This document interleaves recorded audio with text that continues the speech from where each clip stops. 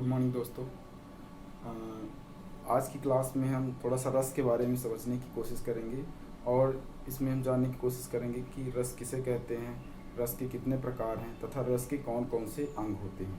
Okay. और आपको आपके एग्ज़ाम में किस तरीके के क्वेश्चन पुटअप किए जाते हैं। ओके। तो थोड़ा सा हम इजी वे पे समझेंगे, ट्रिक वे पे, फॉर्मूले वे पे, जिससे आपको थोड़ा सा आसान हो जाए। ओके। और अगर हमने डेफिनेशंस भी थोड़ी बहुत इसमें पढ़ी तो हम किस तरीके से उसको इजी वे पे आसान तरीके से हम पढ़ सकते हैं। ठीक है दोस्तों। तो चलिए आइए थोड़ा सा हम देखते हैं रस के बारे में। इसकी परिभाषा को देखें तो कुछ पहले वर्ड आएंगे, उनको मैं पहले ही बता देता हूँ। जैसे एक वर्ड आएगा इसमें काव्य। ओके। तो काव्य का मतलब होता है कोई भी कविता, कहानी, नाटक, उपन्यास, कुछ भी हो सकता है। ठीक है। जितने भी ये आपकी 16 साहित्य विधाएं हैं उनमें से आपके ये जितने भी आते हैं ना, ये किसके अंतर्गत आते हैं?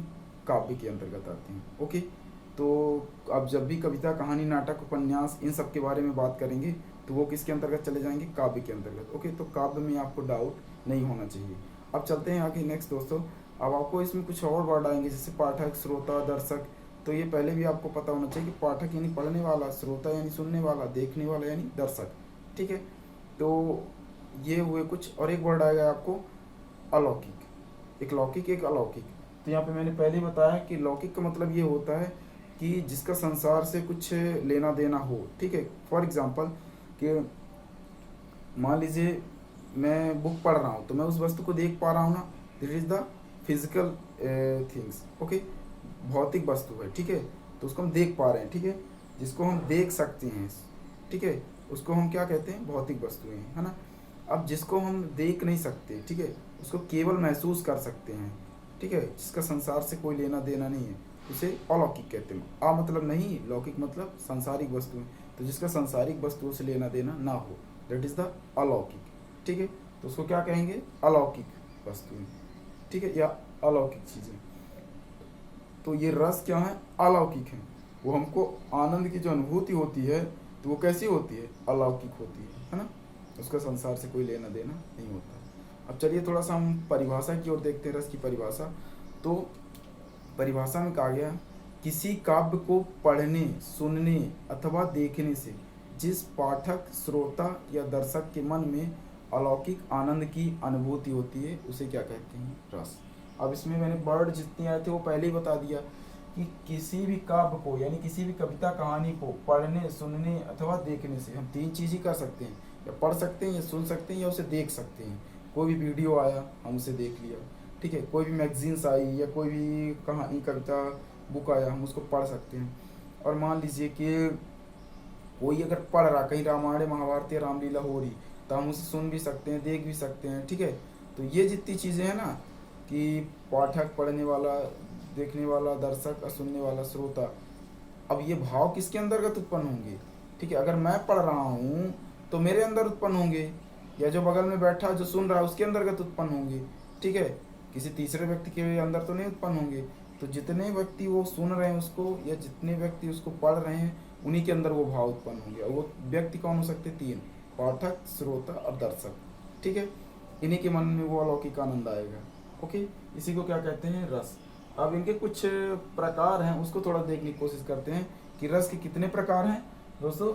रस के पूरे आपके आचार्य रामचंद्र शुक्ल के अनुसार अगर उसने पूछा तो 8 प्रकार के हैं, और अगर उसने टोटल पूछा तो पहले 10 थे, अब 11 हो गए। ठीक है। तो ये आपके 11वां रस कौन सा है? भक्ति रस है, जिसका आपका ये कौन सा है? अनुराग है। उसका स्थायी भाव क्या है? भक्ति है। ठीक है। तो इसको थोड़ा सा ध्यान रखना, ये भी नया आया है, इसलिए अगर टोटल नंबर पूछेगा तो आपको कितने बताने हैं? 11। ठीक है। पर किस हिसाब से पूछ रहा है वो भी आपको उसमें बेसिस थोड़ा सा देखना है। ओके। अब इस जो 11 प्रकार हैं, ठीक है, अब 2 को छोड़ दीजिए। वत्सल का वत्सल ही होता है, अनुराग का भक्ति रस होता है। तो ये तो नया आया, इसलिए फॉर्मूले में मेरे ऐड नहीं है, चाहें तो ऐड कर सकते हैं। ठीक है। हमने एक फार्मूला, 2 फार्मूले बनाए हैं, एक रस का, एक स्थायी भाव का। ठीक है। आपसे क्वेश्चन एग्जाम में क्या पुटअप करता है कि यहाँ पे आपको रस इधर पूछ दिया, अब उसमें ऑप्शन दे दिया 4 उनके स्थायी भाव। ठीक है। या स्थायी भाव दे दिया, उनके रस 4 ऑप्शन में दे दिया। तो वहाँ पे दोस्तों आपको क्या होता है, कन्फ्यूज़न हो जाता है। फिर आप वहाँ पे सिलेक्शन नहीं कर पाते कि हम किसको सेलेक्ट करें, क्योंकि हम कई सारी चीज़ें पढ़ के जाते हैं ना, तो हमारे माइंड में डाउट डाउट नाम की चीज़ है, जो ये भूलने की थोड़ी सी बीमारी है ना, ये ज़्यादा है। इस वजह से क्या होता है, हम गलती बस यहाँ पे शांत का हम रत ही लगा देते हैं, ठीक है, या दूसरा कोई और हाथ से लगा दिए, है ना, अगर हमको कंफर्म नहीं है तो इन चीज़ों को थोड़ा सा हम इजी करने के लिए हमने क्या किया, फॉर्मूले में इसको इंक्लूड कर दिया कि याद तो करना ही है, तो फॉर्मूले में अगर यदि याद करते हैं तो हमें कई सारे फ़ायदे हैं। चलिए उसके फ़ायदे भी देखते हैं, फार्मूले भी देखते हैं, ठीक है।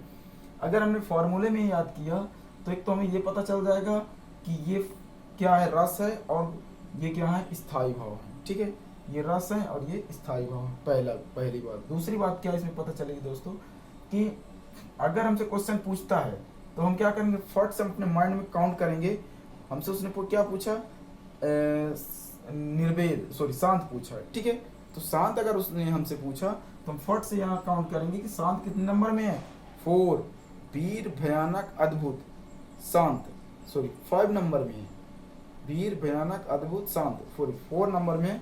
तो शांत का क्या होगा स्थायी भाव, तो हम फिर फट से स्थायी भाव में काउंट करेंगे, उत्साही भय विस्मय, ठीक है, उत्साही भय विस्मय निर्वेद, चौथे नंबर में है निर्वेद।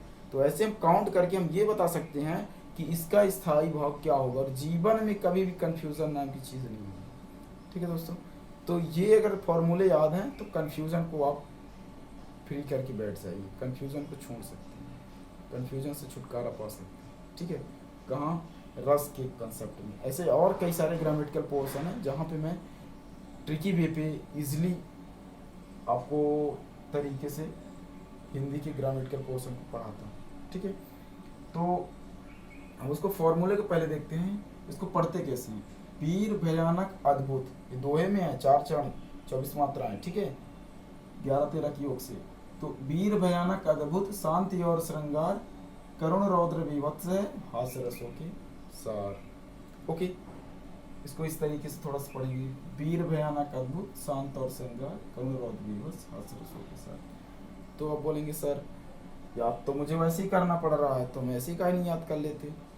तो बेटा ये सही है कि आप इस वे पे भी याद कर लेंगे, पर इसमें कंफ्यूजन होगा कि अगर एक बार दोहे याद हो गए, आई थिंक नहीं होगा। क्यों, क्योंकि आपको यहाँ पे पता चल जाएगा कि ये रस है, हास्य रसों के सार, ये भी मैंने ऐड कर दिया, और फार्मूले अगर दोहे एक बार याद हो जाते तो कभी भूलते नहीं। ये जरूर कंफ्यूजन हो सकता है, ठीक है, लेकिन ये कंफ्यूजन नहीं होगा। ऐसे ही सेम क्या है, स्थायी भाव भी, उत्साही व विस्मय निर्वेद अर्थ लगा, सो के क्रोध जुगुप्स, हास्य स्थायी भाव, ठीक है।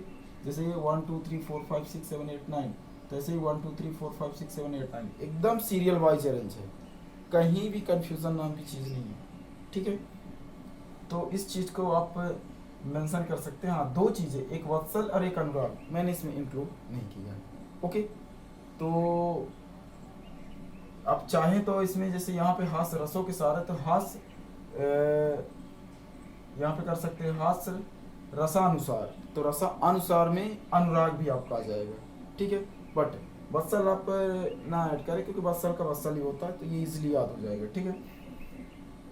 तो ये थी ट्रिकी वे पे आपको याद करने की मेथड्स। अब कैसे क्वेश्चन आपके सॉर्ट आउट हो सकते हैं ये भी मैंने बता दिया, किस तरह के क्वेश्चन आएंगे ये भी बता दिया। इसमें 4 से 5 अंक के आपकी क्वेश्चंस बन सकते हैं, खासतौर से जैसे SI OSI के एग्जाम में, ठीक है। अब आता है आपका रस के अंग, थोड़ा सा देखते हैं कि रस के अंग कितने हैं। रस के दोस्तों 4 अंग है, कौन कौन से, स्थायी भाव, विभाव, अनुभाव, संचारी भाव, ठीक है। इनको किस किस नाम से जानते हैं, इनको जानते हैं स्थायी विचार, स्थायी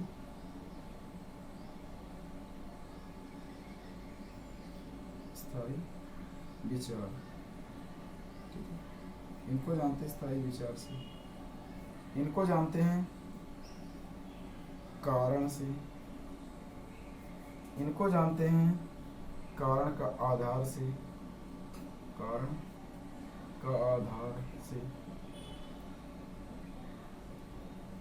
कारण का आधार से, है ना।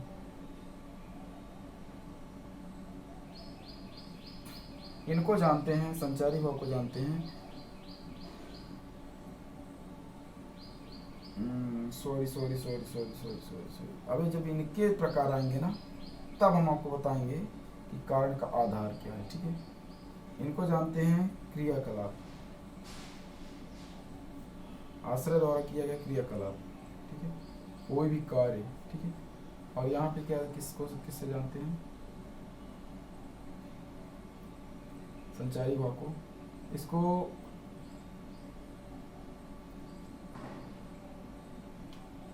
स्थायी कई तरीके के विचार। ठीक है ना, यहाँ 33 प्रकार के विचार से इसको जानते हैं। 33 प्रकार के विचार जो आपके मन में आते हैं। ठीक है, उनको विचार से लेना देना। ओके, फिर इसमें वो अलग बात है कि इसमें 2 प्रकार आते हैं आपके, इसमें भी 2 प्रकार आते हैं। वो कौन कौन से हो जाएंगे अगर इनको देखा जाए तो, इसके 2 प्रकार आएंगे आपको।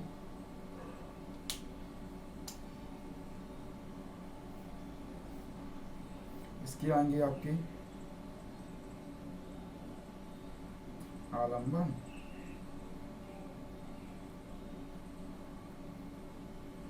इसके आएंगे उद्दीपन, इसके आएंगे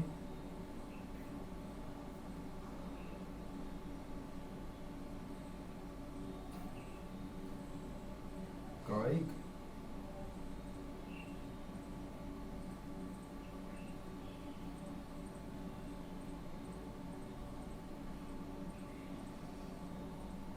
इसको बोलेंगे सात्विक।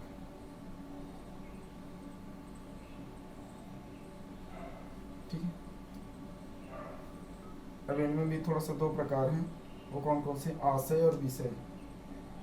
कौन कौन से, आशय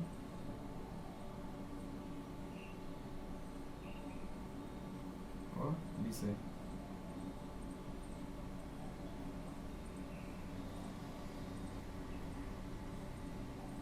आशय और विषय। ठीक है, ओके दोस्तों,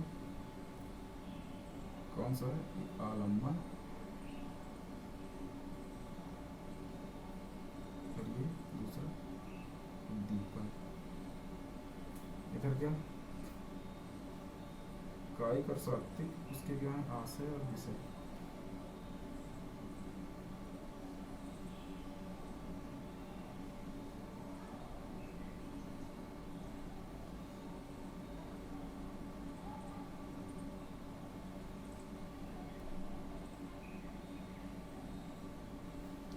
ऐसे ही हम इधर भी कर सकते हैं, आशय और विषय। ओके, तो अब इनमें थोड़ा सा लिखना ज़्यादा मुझे दिक्कत होगी, इस वजह से मैं इसमें अभी लिख नहीं रहा हूँ। आलम्बन का क्या होता है, यहाँ कारण है ना, यहाँ कारण का आधार। और उद्दीपन का क्या है, उसे तेज करना। ठीक है, उद्दीपन का क्या है, उसे तेज करना। ओके, यहाँ पे फिर 2 आएंगे अनुभव में, कायिक सात्विक। कायिक मतलब ऐसे कुछ घटनाएं होंगी, वो घटनाएं आश्रय के द्वारा जब की जाएंगी तो कायिक, और अपने से होंगी तो सात्विक। फिर इसमें आश्रय है, यहाँ आश्रय का मतलब यहाँ कोई व्यक्ति से है, और विषय का मतलब कोई घटना से है। ठीक है, चलिए दोस्तों अभी स्टार्ट करते हैं, थोड़ा सा स्थायी भाव क्या है। ओके, और उदाहरण के साथ साथ हम समझने की कोशिश करते हैं। स्थायी भाव क्या है, अब यहाँ पे 2 वर्ड आएगा, मैं बताना भूल गया। एक आएगा सहृदय और एक आएगा आश्रय। तो सहृदय और आश्रय का दोनों का मतलब सेम ही है। उसका मतलब होता है एक ऐसा व्यक्ति जिसके अंतर्गत ये सारे रस विद्वान हो। मैं नहीं कहूँगा 8, 9, 10 या 11, मैं बोलूँगा कि जिसके अंदर सारे रस विद्वान हो, वही तो इस रस का आनंद ले सकता है। ठीक है, कोई पागल व्यक्ति जो है वो इस रस का आनंद नहीं ले सकता। ठीक है ना, ये जो 10 प्रकार के 11 प्रकार के रस हैं, इसका आनंद वो नहीं ले सकता। इसलिए मैं एक ऐसा व्यक्ति की बात कर रहा हूँ जो जिसके अंदर सभी प्रकार के रस उपस्थित हों। ओके, अब चलिए थोड़ा सा देखने की कोशिश करते हैं कि यहाँ पे स्थायी भाव में सहृदय के हृदय में स्थायी रूप से निवास करने वाले भावों या विचारों को क्या कहते हैं, रस कहते हैं।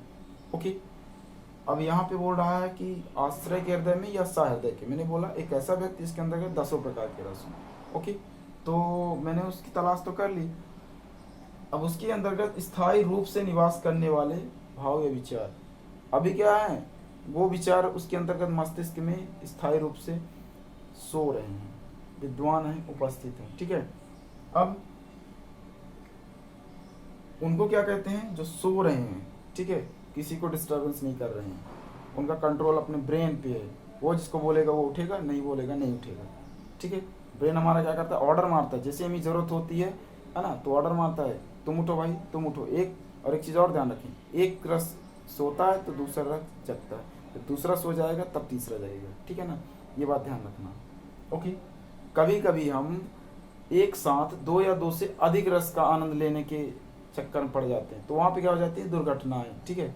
फॉर एग्जाम्पल हम क्या कर रहे हैं, गाड़ी चला रहे हैं, ठीक है, किसी ने फ़ोन पे हमसे मजाक किया, तो क्या करें, हंसने लगे या उसकी बातों में पड़ गए, ठीक है, या वो घटनाएं सुनने लगे, तो वहाँ पे क्या होता है, दो रस जब एक ही साथ उत्पन्न होते हैं ना, तो कभी कभी क्या हो जाती हैं, घटनाएं या दुर्घटनाएं हो जाती हैं, ठीक है। तो एक साथ दो रस में नहीं जीना चाहिए, एक टाइम में एक ही रस का इस्तेमाल करें तो बेहतर होगा, ठीक है। उसका एक कुछ एग्जांपल देखते हैं, जैसे मैंने फॉर्मूले में बोला था ना, ये याद कर लीजिए तो पूरे याद हो जाएंगे, कोई भी दे देगा तो आपको इजीली वे पे बन जाएगी। जैसे उत्साह भविष्य में निर्वेद अर्थ लगा, सो के क्रोध जुगुप से हास स्थायी भाव, ठीक है। तो यहाँ पे दिया उत्साह भविष्य में निर्वेद रथ सो क्रोध जुगुप से वत्सल, ओके, कंफर्म, ठीक है। अब इसमें क्वेश्चन क्या पूछेगा कि एक सेंटेंस देगा, ठीक है, और पूछेगा इसमें स्थायी भाव कौन सा, ठीक है। जैसे मोहन अंधेरी रात में एक जंगल से गुजर रहा था, अचानक उसने शेर को सामने देखकर डर गया, ठीक है। अब देखो, अब हम बाकी चीज़ों को अगर छोड़ दें, अभी फोकस ना करें, तो यहाँ पे अगर ध्यान से देखा जाए तो स्थायी विचार कौन से हो सकते हैं, हाँ, जो भय है ना, ये क्या होगा, ये उसका स्थायी है। अब जग गया वो अलग बात है, पर यहाँ पे जो डर गया, डर मतलब भय, भय किसका है, भयानक का, तो यहाँ पे भयानक रस का भय जो स्थायी भाव है, वो इसमें क्या है, स्थायी भाव को प्रस्तुत करता है, ठीक है। फिर कुल मिला के सेंटेंस में ये आपके उपस्थित होंगे, उसमें आपको छांट करके बताना है कि कौन से स्थायी भाव है, ठीक है। फिर इसके बाद आपका आता है, उसका दूसरा प्रकार है विभाव। अब विभाव को हम कारण भी बोलते हैं, ठीक है, किसका कारण, तो अब आगे आएगा, आपको बताया जाएगा कि उस स्थायी भाव को जगाने, जो सो रहे थे ना आराम से, है ना, अब उनको क्या, चलो भाई उठो उठो, अब तुम्हारा काम आ गया, चलना तुम्हें, ठीक है, अपना काम करना है ना, सवेरा हो चुका है, अब वो जगेंगे, जगने के बाद कुछ ना कुछ काम करेंगे, ठीक है। जिसको जगाया जाएगा, भाई तुम सब सो रहे हो, जिसको जगाया जाएगा, जिसका काम होगा उसी को उठना है, सबको नहीं उठना है, ठीक है। अब यहाँ पे देखिए, सहृदय के हृदय में, उसकी परिभाषा देखते हैं विभाव की, सहृदय या आश्रय के हृदय में स्थायी रूप से सोए हुए, मतलब स्थायी रूप से जो सो रहे थे विचार, उनको जगाने वाले कारण को क्या कहते हैं, विभाव, ठीक है। क्या लिखा हुआ, सहृदय के हृदय में स्थायी भावों को जगाने वाले कारण को, जो स्थायी भाव सो रहे थे उनको जगाने वाले कारण को क्या कहते हैं, विभाव, ओके। अब एग्जाम्पल में अगर देखें तो यहाँ पे मैंने एग्जाम्पल लिया है, मोहन शेर को देखकर डर गया। अब बताइए इसमें, है ना, इसमें मैंने एक बात की थी, आशय और विषय, ठीक है, तो शेर को देखकर डरा, है ना, ये हालांकि आगे की बात है, पर मैं थोड़ा सा आगे बता दे रहा हूँ। आशय मतलब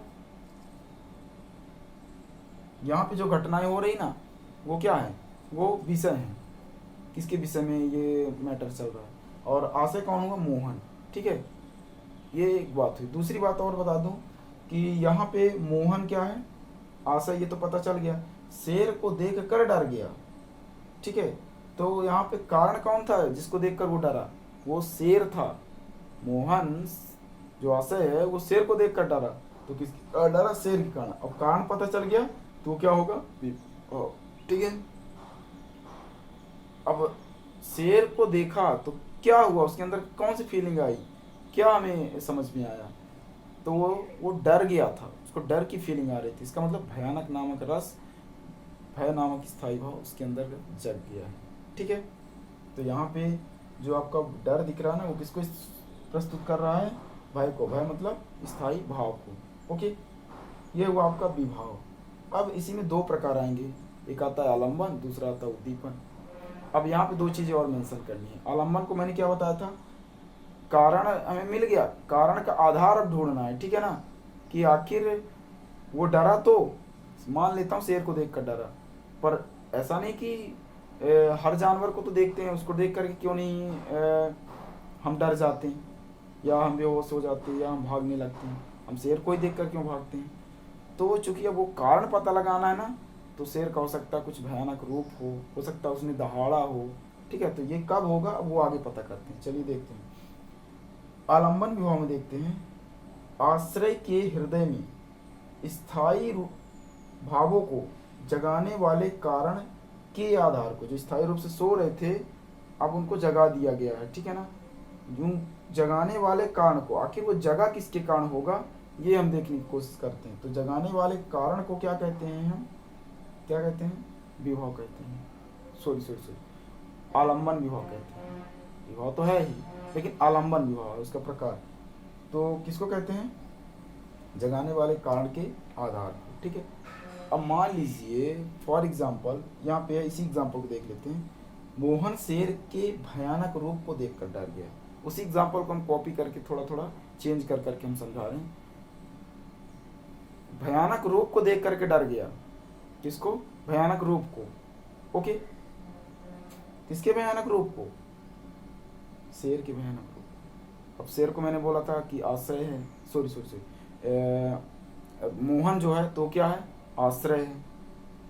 अब यहाँ पे शेर क्या होगा, तो वो किसके कारण जगा था, शेर के कारण, तो शेर क्या होगा, विभाव होगा, जो कारण को रिप्रेजेंट करता है। फिर इसके बाद क्या है, भयानक रूप को देखकर डर गया। डर गया से क्लियर है कि स्थायी भाव है, डरा है उसने।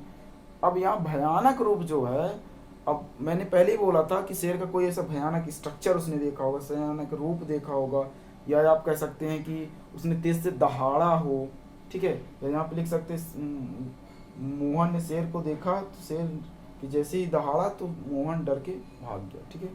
अब यहाँ पे दहाड़ना भी हो सकता है एक तरीके से, तो दहाड़ हो सकता है, उसका खतरनाक या भयानक रूप हो सकता है, किसके अंतर्गत, आलम्बन के अंतर्गत, ठीक है। तो ये जो दिख रहा है ना, भयानक रूप को देख करके, डेंजरस उसके फेसेस को देखकर वो डर गया, ठीक है।